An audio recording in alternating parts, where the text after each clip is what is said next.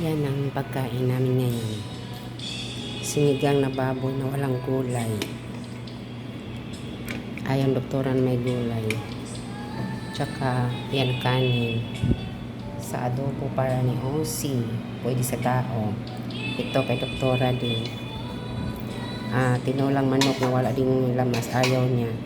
Ayan lagyan lamas. At saka yung meatball. Yan paborito ni doktora. Yan ang niluto ko ngayon. Adobong manok para ni OC maarte alaga ng baby OC. Pinulang manok na may meatball. Sinigang na baboy. Brown na kanin. Yan. Yan paborito niya. Ayaw talaga niya yung maraming halo-halo. Mga sahog-sahog. Ayaw niya. Paano mo ko mag-picture nito? Ang hirap picturean. Basta yan na. Transfer ko pa to. Transfer ko to, ko.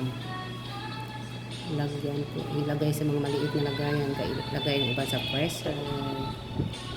Sarap ng kain niya eh.